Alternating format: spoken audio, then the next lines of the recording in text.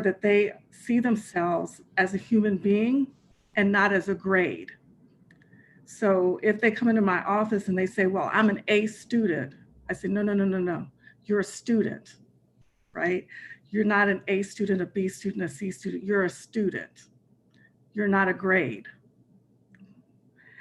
And I think that's very important for college students to understand. I see.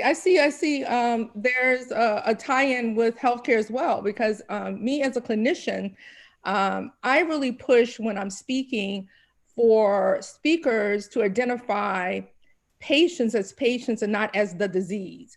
And an example of that is when doctors talk among themselves or among other colleagues, they have a tendency, oh, I'm going to see this diabetic patient, I'm going to see this hypertensive patient, this heart rhythm patient. No, the words and the language, the lexicon should be, I'm going to see the patient who has diabetes. I'm going to see the patient. So I think, Darlene, you're right. So you're teaching your students. I'm actually teaching my colleagues.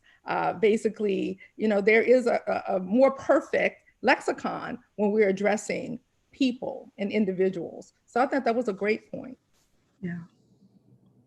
Looking at our history in this country, if I may come in now, it seems obviously that we as Black women deal with a society where stresses are designed actually to destroy us. And I think our goal needs to be to find ways to deal with these stresses. And I think in this society, healing starts with family, friends, community. I think any healthy Black woman, female, girl, adult, has survived in this nation because she has found some kind of supportive refuge where she can gather, at least for momentary relief, community with support with friends. And this is what has saved us through our history. Our history is full of accounts of a refuge where Black women gathered for some momentary group interaction and laughter that helped them find support and reprieve and sanctuary and even armor to go back out into the world.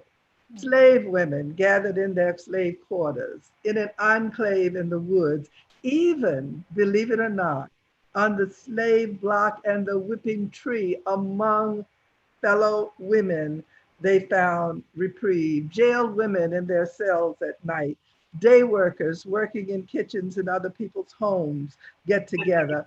Even today, we see the mothers of the slain Black boys gather together at yet another funeral. As college professors, we gathered together and offered support to each other. Last week, during a TV program featuring the Black female mayors of Atlanta, Chicago, San Francisco, and DC, the mayor of Atlanta mentioned that they frequently reached out to each other. And I saw a knowing smile from the other women. Black women in high places, no matter how high, are still first and foremost Black women. And believe me, they are besieged on all sides. And believe me, even they in those privileged positions need friends to chat with, to talk with, to complain about, to share their pain, and to scream their anguish, to talk about the things that they have to face in their positions. Wow, wow.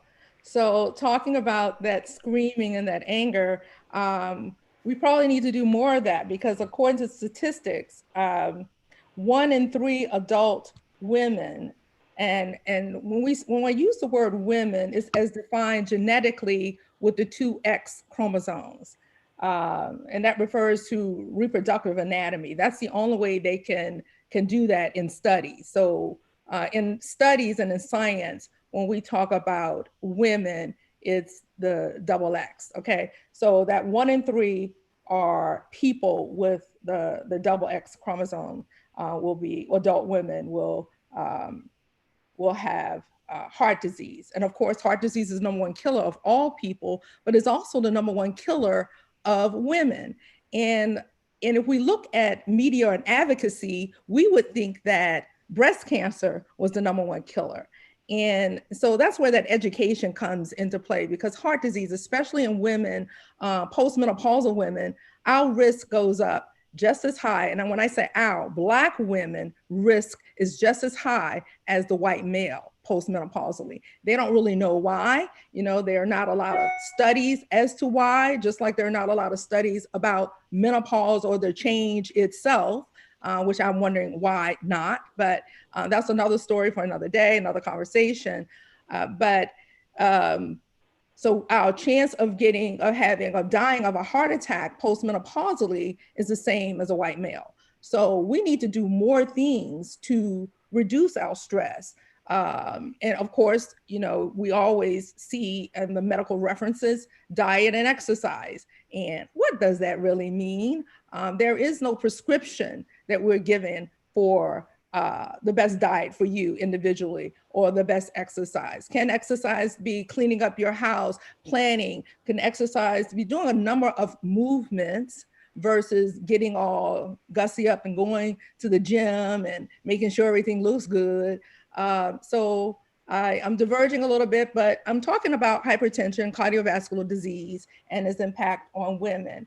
And I wanted to give another statistics including talking about heart attacks. So heart attacks is seen about 10 years after menopause, is much higher, like I said, with women.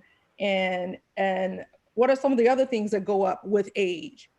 High blood pressure, triglycerides, LDL, which are the bad cholesterol, whereas our HDL or good cholesterol goes down.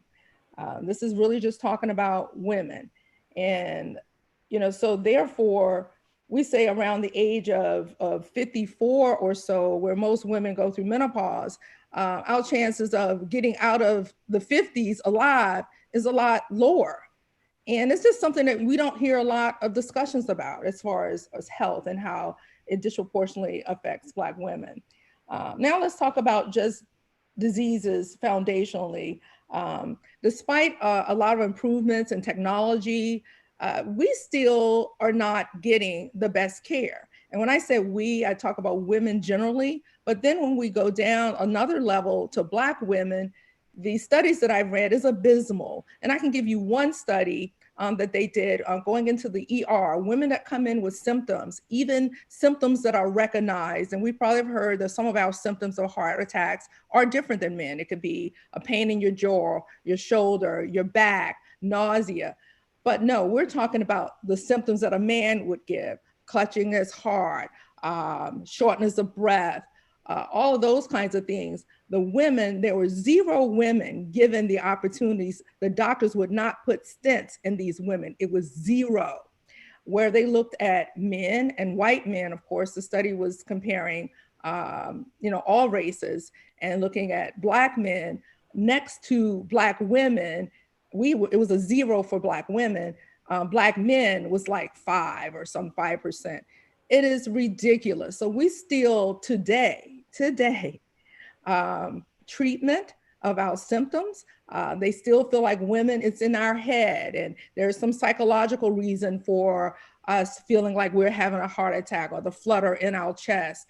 That is still going on today. And I don't know if Ms. Dance or Daryl Lynn, is something that you want to add to the health aspect historically from that standpoint, or we can move on to the next question.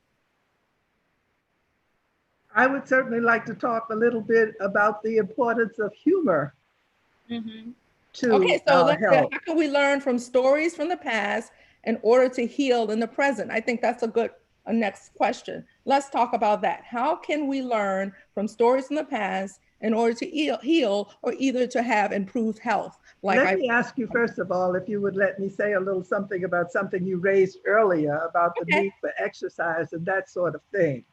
And laughter is one of the most important exercises we can have.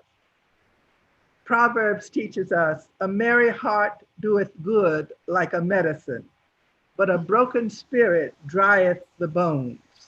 Wow. 19th century German philosopher Friedrich Nietzsche said, you must laugh 10 times during the day and be cheerful. Otherwise, your stomach, the father of affliction, will disturb you in the night. So whether we go to the Bible, whether we go to Nietzsche, whether we go to medicine, laughter is one of our answers. Laughter jumpstarts the immune system by releasing endorphins and activating T cells. Laughter relieves stress, lowers blood pressure, helps control pain, changes moods, develops a sense of empowerment, builds morale. Laughter is really one of the ways that we have survived and overcome some of these issues.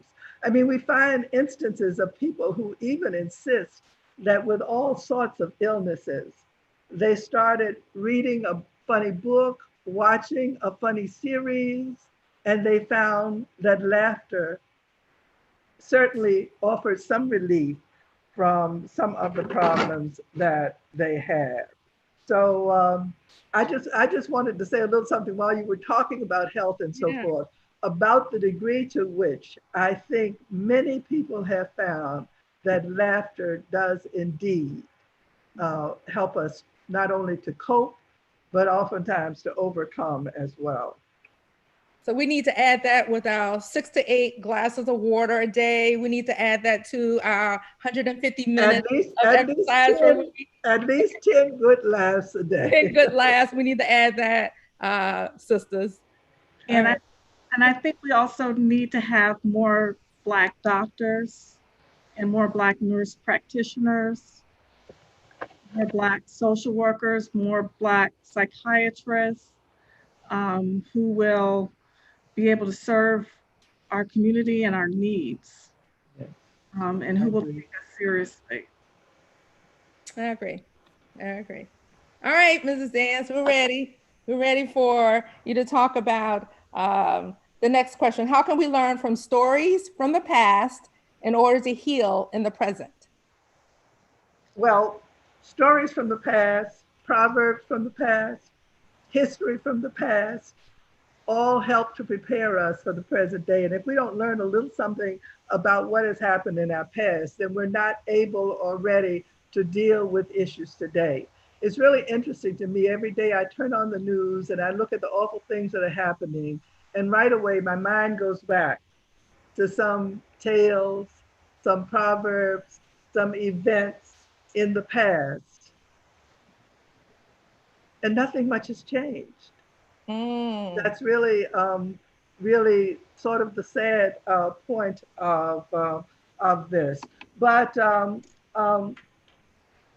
let me just read an introduction to Honey Hush, which I think says something to the point that you're talking about. If there is any one thing that has brought African American women whole through the horrors of the Middle Passage, slavery, Jim Crow, Aunt Jemima, the welfare system integration, it is our humor. If there is any one thing that has helped us to survive the broken promises that have been our lot in this nation, it is our humor. Humor for us hasn't been so much the cute, the whimsical, and the delightfully funny. Humor for us has rather been a means of surviving as we struggle. We haven't been laughing so much because things tickle us. We laugh, as the old blues line declares, to keep from crying. We laugh to keep from dying. We laugh to keep from killing. We laugh to hide our pain, to walk gently around the wound too painful to actually touch. We laugh to shield our shame. We use our humor to speak the unspeakable, to mask the attack, to get a tricky subject on the table, to warn of lines not to be crossed, to strike out at enemies in the hateful acts of friends and family, to compliment, to berate. We use our humor to brag, to flirt, to speculate, to gossip, to educate, to correct the lies people tell on us. Ultimately, we recognize, as Toni Morrison has written in jazz, that laughter is serious, more complicated, more serious than tears. Um, Wow. just wanted to share that with you because the one thing is that laughter has been a healing balm through the years. And when I get together with my friends and we talk about Trump and we talk about some of the things we're seeing daily, we are almost ready to cry until somebody has a good tale or a good joke or something that helps to relieve some of that tension and to get us through the day. Wow, I think you just took us into the next question because the next question was, does humor help or hurt? And I had written something about current events, including, you know, the police killings, benefits of humor in a crisis. And I think you've even answered that. Like another part of the question, is it an opportunity to acknowledge, satirize, and subvert stereotypes? Is there a potential decrease in anxiety stemming from these social and economic inequalities with humor? And I think you probably have addressed all of that. Unless, Darylyn, did you hear something Well, that I can pack up and go home. no, that's not it. Darylyn, did you hear something that maybe we didn't expound upon? Well, I just want to say music can also, Ah, yeah, okay. and music consists of a story, right? Yeah. Stories told through song. And a lot of times musicians will remake a song or they'll take a song and especially hip hop artists, they'll take a song and remix it, repurpose it, and recreate it. So songs have a very healing purpose. And I know for me, as we're going through these trying times, music has been a balm for me. I've been enjoying and have been getting through, this time listening to Beyonce's Black Parade, listening to hers, I Can't Breathe, listening to Run the Jewels, listening to Rage Against the Machine. So, music is also a balm as well. So don't downplay that. No, we need to upplay that because that is so true. Whether like you listed a lot of genres, because then I go into, there's the gospel music, contemporary, there's jazz. You're right there, and we contributed to all of that.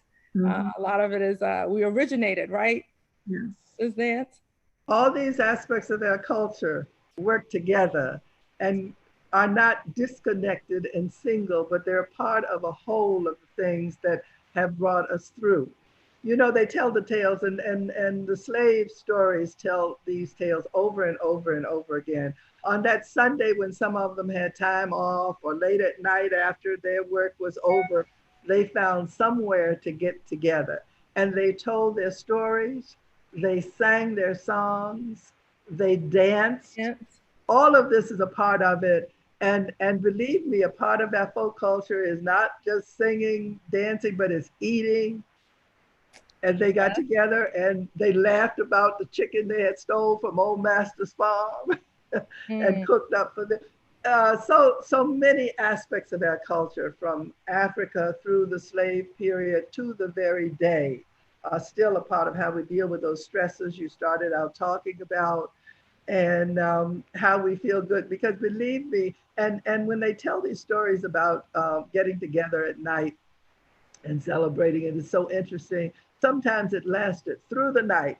Sometimes it was so loud they put the pot down because they thought that that would help to keep the noise from coming through and old massa wouldn't hear them. Wow. Um, and the singing, the dancing, and so forth, it was their reprieve. And even if they weren't alone, they sang songs in such a way that the master didn't know what they were singing about. They told stories in such a way that the master thought they were just talking about the animals when they were indeed talking about them. So in so many ways, they have found ways to survive all those stresses. I come back to that. Hmm. So the songs and the music were used as our sort of code talking in slavery. Absolutely.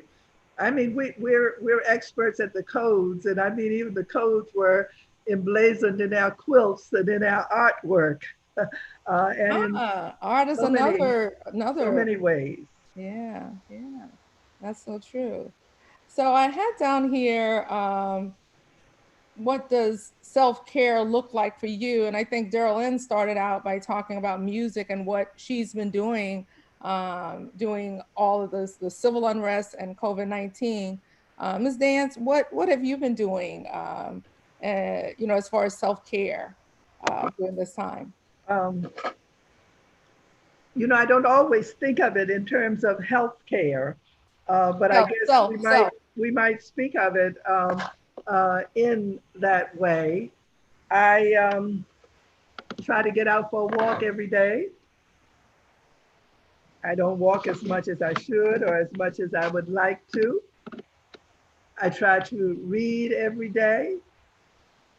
I often don't read as much as I thought I would be reading when I had all of the spare time. Mhm. Um, but again, I think for me, the greatest reprieve has been calling and chatting with friends and laughing with friends, um, exchanging. I mean, I have friends who send me pieces on email, uh, funny pieces, music, just a wonderful thought. Um, and then really it's family that's the basic backup. Getting together with my children. Alan sometimes comes to go for a walk with me. Daryl comes occasionally for to spend the night. Um, and of course, I hear from Patty and Warren all the time. I'm speaking as if I'm just talking to you guys, and there are other people out there as well, but I'm referring to my children here. So family has been a big part. Um, and then, as I said, reading, I just love humor. Humor is a salvation for me. And I pick up Honey Hush and read some story I had forgotten about or some tale I had forgotten about, and or sometimes just the pleasure of reading the tale and remembering the situation in which the tale was given to me, remembering the Right. character of the person who told me about the tale. It's a whole putting that all together. Together. I think it's a lot of reminiscing on my part as well. I'm thinking as we talk now. And I was thinking about that as Daryl Lynn was talking about the songs and how the rappers have repurposed some of the songs or re-engineered. And I would hear those songs and it would take me back to a place and time, Yes. reminiscing. So that's one of the things I had written down for myself, reminiscing, feel with a lot of gratitude about what is. And you were speaking about your family, and I want to bring Daryl Lynn in here because I really have a question for you, Daryl Lynn. Growing up in a household with your mother and all her friends and colleagues, these literary experts, I wanted you to kind of give us a feel for how was it growing up with these quote unquote literary aunties and poets, writers, and I don't know, give us your perspective. Well, growing up with literary aunties, you have a lot of encouragement. There's a lot of creativity that's around you. And there's a network of people who help you with your own work. So I've been working on my own writing. And so I read my writing to them, and then they give me critiques. And um, it can be a little intimidating sometimes. But one of the things that you realize is that, you know, we're all human beings, and they are also women who play cards. They, you know, exercise. They love to get together and, you know, just kind of cook and enjoy life. Um, so it's not just always writing, but Well, I what know Nikki would say you're not going to talk about the cooking. I did talk about the cooking. And she Oh, said I the missed cooking. that. Yeah. Talk about the cooking. And how the food is a social gathering for us. Kitchens are a place that we typically like to gather and to socialize. So I'm so excited to get other people engaged. I know we've been doing a lot of talking. I really want to hear, and I know people have to go because it's near the top of the hour. And Sierra, can you, if you don't mind, Yeah. dances, can we get some comments, or if you want to open up, Sierra, and let people ask their own? It's up to you, however you want to do the Q&A. Yeah, But I want to hear. question and answer. So we have a question from Annie Green over at George Mason University, going back to when we were talking about how music is also a form of healing for us. She asked, yes, the stories and music are wonderful, but what happens when the dissonance stops the voice of the storyteller and the music? What happens when what? The dissonance stops the voice of the storyteller and the music.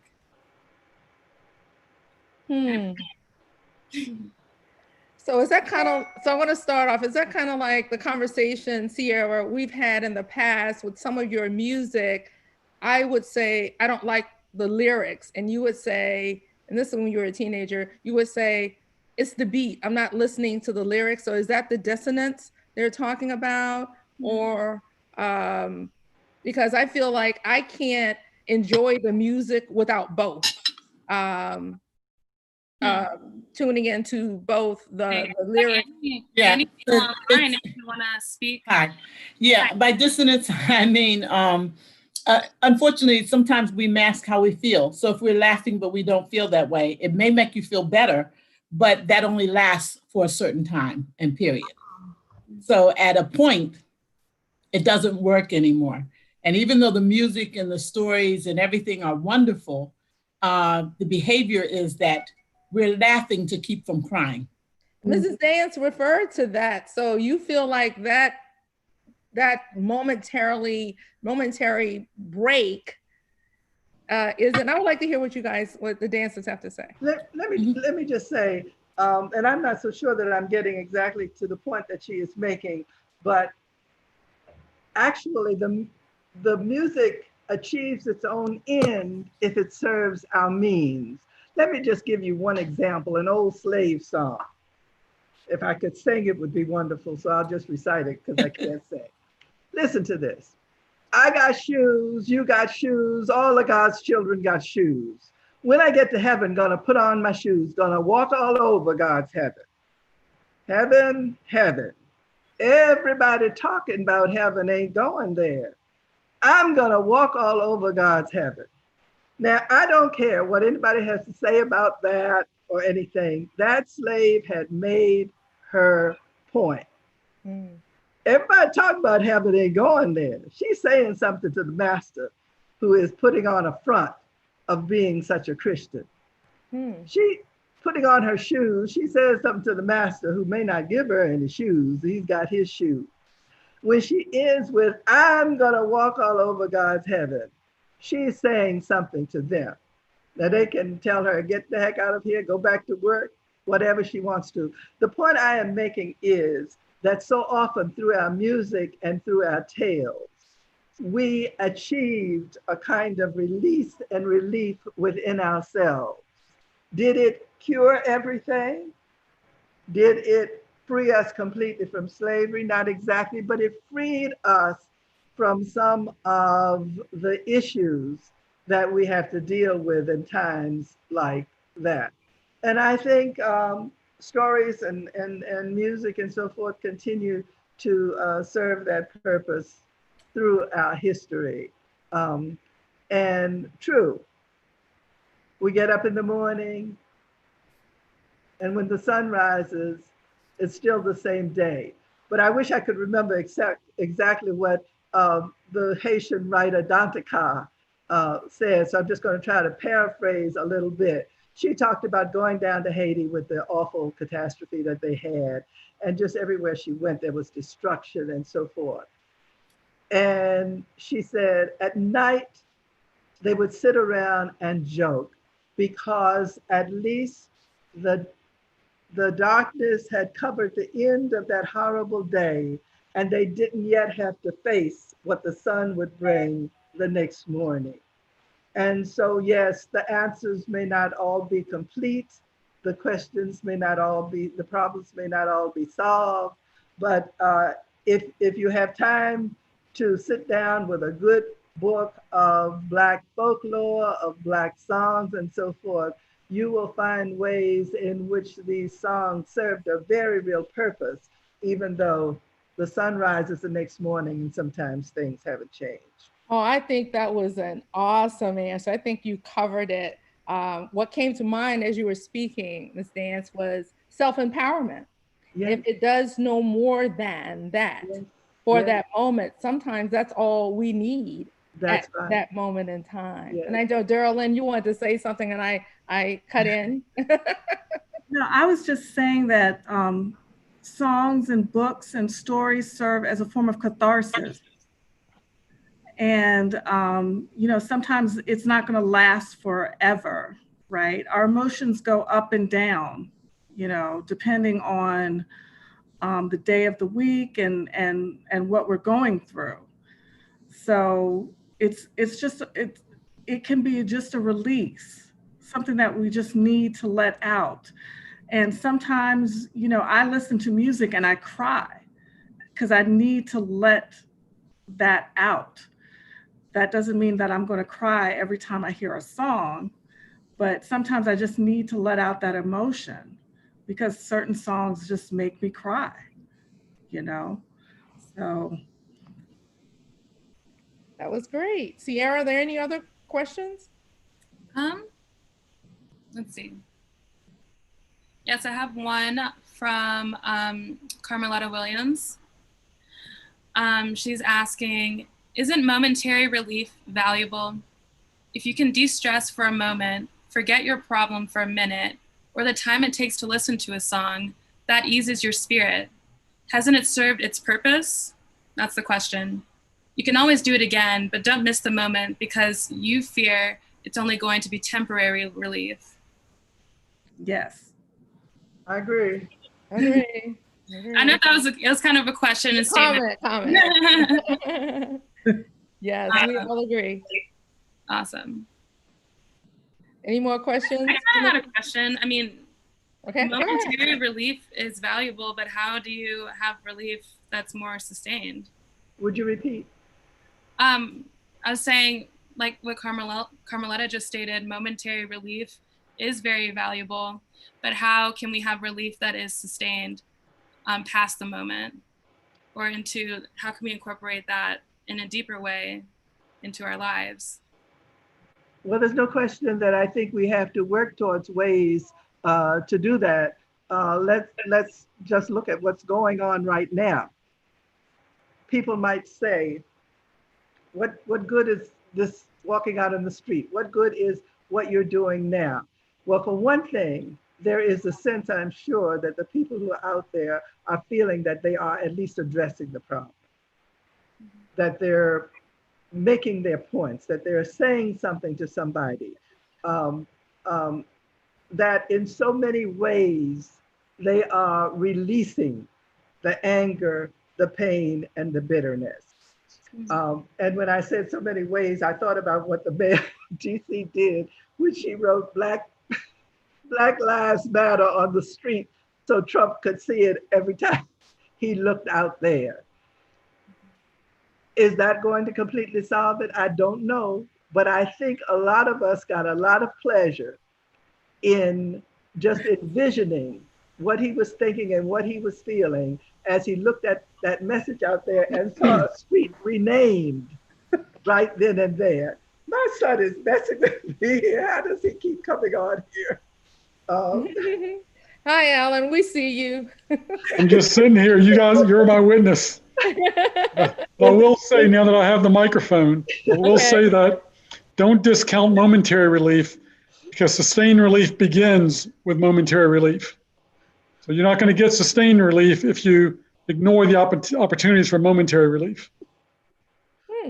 And you see, as a mother, that there's no end to this. I forgot what I was trying to say, but a part of the point I was Blame me. this.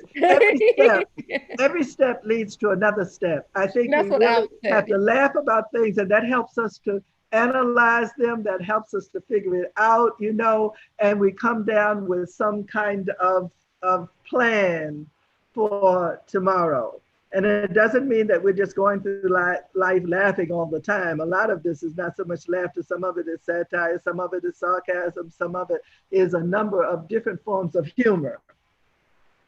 But a part of the point I was making is that what's going on out there in the street is so much like what has gone on from slave rebellions through issues with segregation, through issues with Reconstruction, through issues with all of the problems in our society, what is going on there.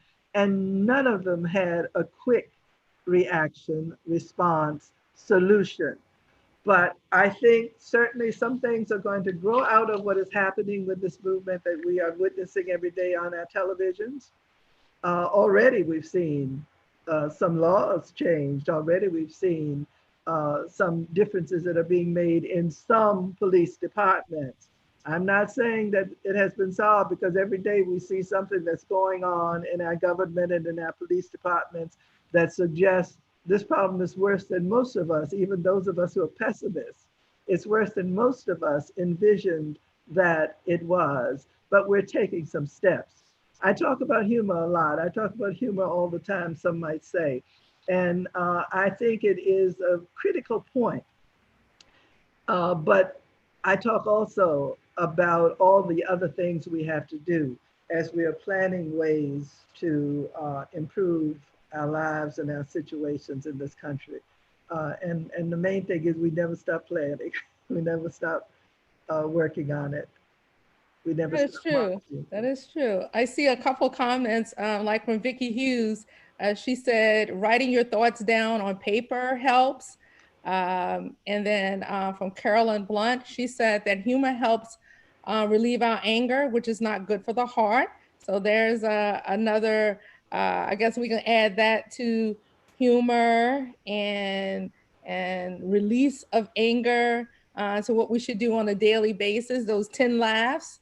And I think that's all good. Sierra, do you see any other questions or comments or that's in the chat box? If I could, I don't. Oh, go ahead, Darlene. if I could jump in one time. If you feel like you are going through depression because you're not having a kind of sustained, if you're having sustained helplessness and you feel like you're going through depression, you do need to go seek help. And there's nothing wrong with doing that. And I would encourage you to go see your general practitioner or your internist who can, you know, help you find a psychiatrist or a psychologist or social worker who can help you. So if you feel like you are having, if you're having a sustained helplessness, then go ahead and seek help. Yes.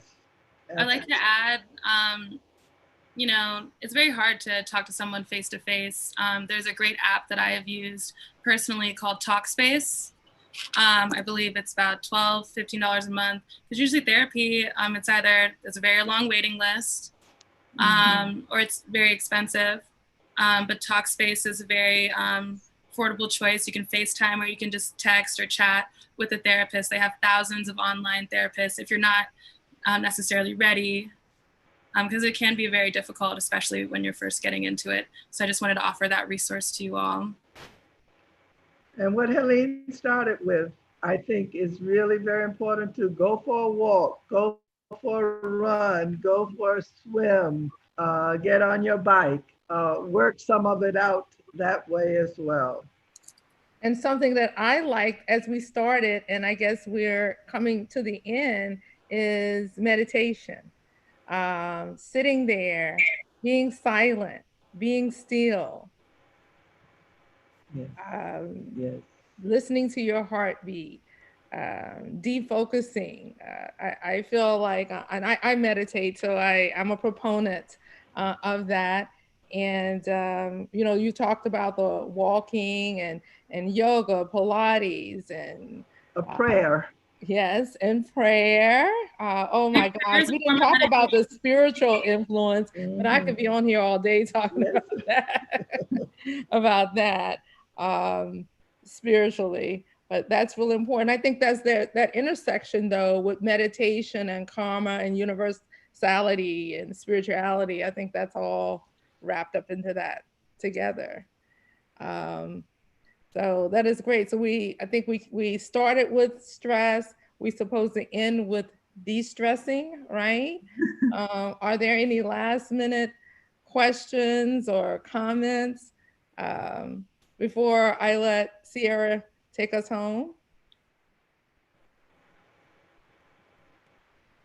I'm sorry I didn't get a chance to read any of my favorite stories, but we'll do that next time. Oh yeah, so there will be a next time. Oh, okay.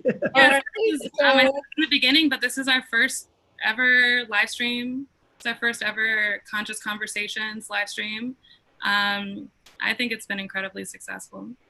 And I would enjoy to hear the feedback from this, and so that we can build upon, so we can have something sustainable going forward that meets your needs as Black women. I really would love to hear more readings from Ms. Dance. It's incredible, her writings. I really would love to just maybe have a moment that we can do that in the future. Thank you. And I want to thank you both, especially Sierra, for planning this. It was a wonderful event. I want to thank the people who came on. I look forward to seeing your comments. A few of them have popped up here. And I'm sure it will mean so much to all of us who are participating. And remember, she who laughs, lasts. Last. All right. Okay, Daryl Lynn, how can you top that? I can't. Thank you all so much. I think she just closed us out. One more question. You did? I think she closed us out, Daryl Lynn. I don't know. Okay. Do you have time for one more question? Oh, yeah. Do you have time, Daryl Lynn? Oh, yes. Okay. Well, this is from Amelia Bedreen. How can the youth evolve to become the best version of ourselves as young women? How can the youth evolve? The what? How can the youth, young women, evolve into the best versions of themselves? Great question. I'm gonna let somebody else deal with it. Well, Daryl Lynn, works with students a lot, as you were talking about how you shift the conversations from the grades and perfectionist attitudes. I think Daryl Lynn because of her experience, and I know Amelia, grad student. So I don't know, Daryl Lynn, I'm putting you on the spot, but I think you may be able to answer that for us. Well, I think that the youth have to be passionate about what they want to do, as opposed to what society tells them to do. They have to think about what they enjoy, what they like to do, and pursue that as their goal. And I think the youth should also laugh 10 times a day. Should also, eat right, exercise daily. Because you know they think they're invincible. That's why a lot of them don't wear the mask. But anyway, that's another conversation for another day. That's right. Wash your hands and wear the mask. Wear your mask. Enjoy life. And you know, do the best you can, but don't punish yourself. If you fail, just learn from the situation, you know. So that's kind of my starting point. Okay. Oh, I love it. I think that's the beginning and the end, because I can relate to a lot of what you just said. If I can summarize one or a couple of things that stood out to me was do what you feel and not what society expects of you. When people look at my LinkedIn profile, they're like, she's all over the place. You know, she was an optometrist, health equity director, FDA, corporate, private practice, corporate practice. But, you know, because I think if you look at that, that's a person that have passions and interests, and those passions and interests was driving her career-wise. But I also want to add to what Derlin was talking about, but personally as well.